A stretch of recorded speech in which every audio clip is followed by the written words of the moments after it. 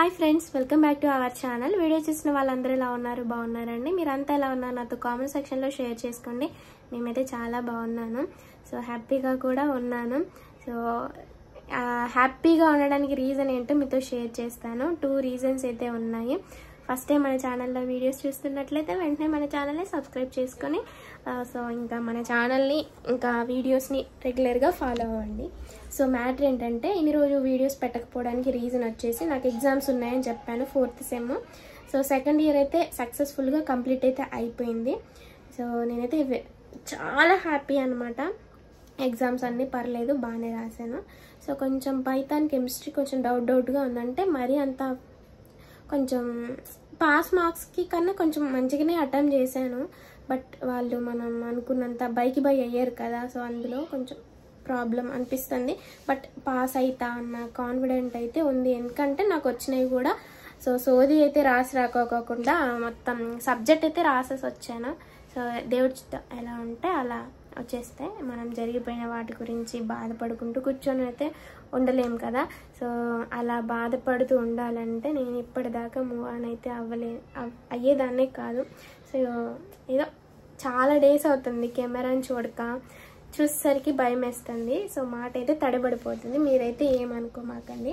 చెప్పాను కదా, వీడియోకి అయితే లైక్ చేయండి, షేర్ చేయడం మాత్రం మర్చిపోవద్దు. మీకు ఒక 2 గుడ్ న్యూస్లు అయితే చెప్తాను. ఒకటైతే నాకు ఎగ్జామ్స్ అయితే అయిపోయాయి. నేనైతే చాలా హ్యాపీ అనమాట. సో ఇంకా ఎక్కడికైనా వెకేషన్కి పోవాలని అనుకుంటున్నా. సో ఏమైద్దో చూద్దాం. సో ఇంకొక సెకండ్ గుడ్ న్యూస్ వచ్చేసి ఏంటంటే, సో నేను 3rd సెమ్కి నాదొక సబ్జెక్ట్ ఆగింది, జనరల్ సబ్జెక్టే, అది నానో టెక్నాలజీ అనేసి బాధపడుకుంటూ వీడియో తీసి పెట్టాను కదా. ఎవరైనా చూడకపోతే బయోలో లింక్ ఇచ్చా, ఆ వీడియోస్ చూడండి. సో ఆ వీడియోస్లో అప్పుడు చెప్పిన కదా ఇలా ఆగిపోయింది. అసలు ఎందుకు ఆగిపోయింది, అసలు పాస్ అంటే చదువు రాని వాళ్ళని కూడా ఆ సబ్జెక్ట్ అయితే పాస్ చేస్తారు. అది నానో టెక్నాలజీ అంటే నానో మెటీరియల్ గురించి రాయాలి, ఓన్గా రాసినా పాస్ చేస్తారు. అలాంటిది నాది పోవడం ఏంటని చాలా బాధపడ్డాయి. 2025 నాకు అసలు సెట్ కాలేదు. స్టార్టింగ్ నుంచి అసలు ఎంత ప్రాబ్లమ్స్ ఫేస్ చేస్తున్నానో ఫిజికలీ మెంటలీ చాలా డిస్టర్బ్ అయిపోయానని చెప్పుకుంటూ వచ్చాను.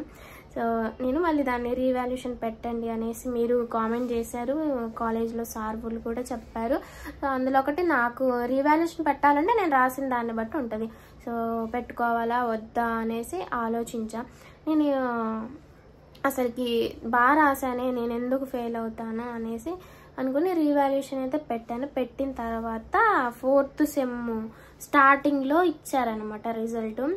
సో సార్ వాళ్ళు లింక్ పెట్టిన వెంటనే నేను ఓపెన్ చేసేసాను ఏంటి అనేసి, గ్రూప్లో పెడతారు కదా. పెట్టిన వెంటనే ఓపెన్ చేసేసి హాల్ టికెట్ నెంబర్ కొట్టేస్తే అసలు ఏ గ్రేడ్ వచ్చింది. మీతో ఇప్పుడు షేర్ చేస్తాను, ఓకేనా, లైవ్లోనే ఏ గ్రేడ్ వచ్చింది. నేనైతే చాలా అసలు హ్యాపీ అనమాట.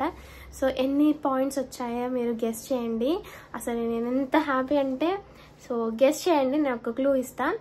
పాంప్లెంట్లో నా ఫోటో కూడా వచ్చిందనమాట, వస్తుంది. సో వచ్చినప్పుడు నేను మీతో షేర్ చేస్తాను. మా సార్ వాళ్ళు నాకు కాల్ చేసి నీ పిక్ సెండ్ చేయమ్మా, మంచిది, పాంప్లెంట్లో వస్తుంది, నీకు చాలా మంచి మార్క్స్ వచ్చాయి, పాయింట్స్ వచ్చాయి అని చెప్పారు. So I'm very happy. So sir వాళ్ళకి కూడా సెండ్ చేశాను. ఈ 3-4 డేస్లో పాంప్లెంట్లు కూడా రిలీజ్ అయిపోతాయి. సో అప్పుడు మీతో షేర్ చేస్తాను. ప్రజెంట్ అయితే నేను ఇప్పుడు మీకు నాకు ఎన్ని పాయింట్స్ వచ్చాయనేది చెప్తాను, ఓకేనా. చాలా చాలా చాలా అంటే చాలా హ్యాపీ అనమాట. నేను క్లాస్లో 2nd వచ్చాను. సో చాలా హ్యాపీగా అనిపించింది. ఎందుకంటే ఇప్పుడు మనం చదివిన చదువు ఈ రోజు కాకపోయినా ఎప్పటికైనా యూజ్ అవుతుంది. మనం చదువుకొని ఉండాలి. ప్రజెంట్ ఉన్న జనరేషన్లో మనకి వాల్యూ ఇచ్చేది ఏంటంటే మన డబ్బు ఏదో కాదు, స్టడీ అనమాట. స్టడీ ఉంటే మనం ఎక్కడున్నా ఎంతమందిలో ఉన్నా సో మనం మూవ్ ఆన్ అవ్వగలుగుతాము. సో మంచిగా ఒక గుర్తింపు ఉంటుంది. స్టడీ ఉంటే ఒక వాల్యూ ఉంటుంది. మన దగ్గర ఎంత డబ్బు ఉండే మనకు చదువు లేకపోతే సో అది బూడిదలో పూసిన పన్నీర్లాగా అయిపోయింది కదా. సో మనకి చదువు అనేది మెయిన్ మోస్ట్ ఇంపార్టెంట్ అని చెప్తాను. సో నా మ్యారేజ్ అయిన తర్వాత మా ఫ్రెండ్స్ అందరు చదువుకుంటుంటే నేను అనుకునేదాన్ని, అబ్బా అందరు బాగా చదువుకుంటున్నారు, నాదే ఆగిపోయింది, నా లైఫ్ ఇక్కడితో ఆగిపోయింది, ఇంకా నేను స్టడీస్కి దూరంగా ఉండాలి అనేసి అని అనుకున్నా. కానీ పిల్లలు పుట్టిన 5 ఇయర్స్కి ఇంకా మళ్ళీ నేను స్టార్ట్ చేశాను కదా. కాలేజ్కి వెళ్తున్నా. నేను ఇప్పుడు ఊహించుకుంటే నేను మొన్ననే కదా జాయిన్ అయింది, ఇప్పుడే సెకండ్ ఇయర్ కూడా కంప్లీట్ అయిపోయింది, ఇప్పుడు ఫైనల్ ఇయరా అన్నట్లు అనిపిస్తుంది. కానీ చదువుకోవాలి ఫ్రెండ్స్. నిజంగా నేను ఈ డిగ్రీ అయితే ఇక్కడితో అయితే ఆపను, ఇంకా కంటిన్యూ చేస్తా. ఎందుకంటే స్టడీ అనేది చాలా ఇంపార్టెంట్. నా వీడియోస్లో చూసి చాలామంది కూడా చెప్పిన మాట అంటే ఇదే, సిస్టర్ మీ వీడియోస్ చూసినప్పుడల్లా మేము మోటివేట్ అవుతాము. సో నా వీడియోస్ చూసి నేను కాలేజ్లో జాయిన్ అయిన తర్వాత మా కాలేజ్కి ఒక 2 మెంబర్స్ వచ్చారు. మళ్ళీ అట్లనే యూట్యూబ్లో కూడా చూసి ఇన్స్పైర్ అయ్యి చక్కగా వాళ్ళు కాలేజ్లో ఇంకా వెళ్ళిపోయారని, డిగ్రీ ఆర్ బీటెక్ ఏదో ఒకటి చేసేసారనమాట. సో నేను చాలామంది నన్ను ఒక ఇన్స్పిరేషన్గా తీసుకొని మంచిగా ముందుకైతే వెళ్తున్నారు. చాలామంది అక్క వీడియోస్ చేయండి అక్క, మీ వీడియోస్ వింటూ ఉంటే మంచిగా మోటివేట్ అవుతాము, సో భలే ఉంటాయి, సో ఇన్ని మీరు ఎట్లా చూసుకోగలుగుతున్నారు, ఇటు పిల్లలు, ఇటు ఇల్లు, ఇటు మీకున్న చాలా ప్రాబ్లమ్స్ అనేసి. అలాగే స్టడీ, సో ఏదైనా ఒకటి చేయాలని అనుకుంటే గట్టిగా పట్టుదల ఉండాలి కదా. సో నాకు కష్టంగానే ఉంది, కానీ చదువు నాకు ఉండాలి అన్న పట్టుదలతో చదువుకుంటున్నాను. నిజంగా ఫ్రెండ్స్, మీ ఏజ్ 30+ ఉంటే ఏమో చదవాలా వద్దా, ఒకవేళ చదివినా జాబ్స్ వస్తాయో రావాలి, అది సెకండరీ, కొంచెం ఆలోచించాల్సిన విషయమే. కానీ 20+లో ఉన్న వాళ్ళకైతే ఖచ్చితంగా ఆగిపోతే మీ లైఫ్ ఖచ్చితంగా మీరు స్టార్ట్ చేయండి. స్టార్ట్ చేస్తే ఇప్పుడు కాకపోయినా ఎప్పటికైనా వస్తుంది. మనం చదువుకున్న చదువు అస్సలు వేస్ట్ అవ్వదు, నిజంగా చెప్తున్నా. మీరైతే ఎక్కడ మీ స్టడీని అయితే డిస్కంటిన్యూ అయితే చెయ్యమాకండి. ఇప్పుడున్న జనరేషన్లో స్టడీ అయితే చాలా ఇంపార్టెంట్. సో ఇప్పుడైతే నేను నా మార్క్స్ అయితే మీతో షేర్ చేసుకుంటా, ఒకసారి చూడండి ఫ్రెండ్స్. ఇదిగోండి, ఈ లింక్ క్లిక్ చేసి ఇక్కడైతే ఏ సెమ్ అనేది క్లిక్ చేసుకొని హాల్ టికెట్ నెంబర్ అయితే ఎంటర్ చేయాలి. 172243005 సెర్చ్ చేస్తే ఇదిగోండి గజ్జల శైలజ. సో నాకు అప్పుడైతే ఏ గ్రేడ్ ఎఫ్ వచ్చింది, ఫెయిల్ వచ్చింది. ఇప్పుడు రీవాల్యుయేషన్ పెట్టుకునేసరికి ఏ గ్రేడ్ వచ్చింది, మొత్తం 8.8 వచ్చాయన్నమాట. సో ఇది చూసారుగా ఫ్రెండ్స్, నేను ఎంత బాధపడ్డానో. నాకు అంతకీ మంచి గిఫ్ట్ అనమాట గాడ్ ఇచ్చారు.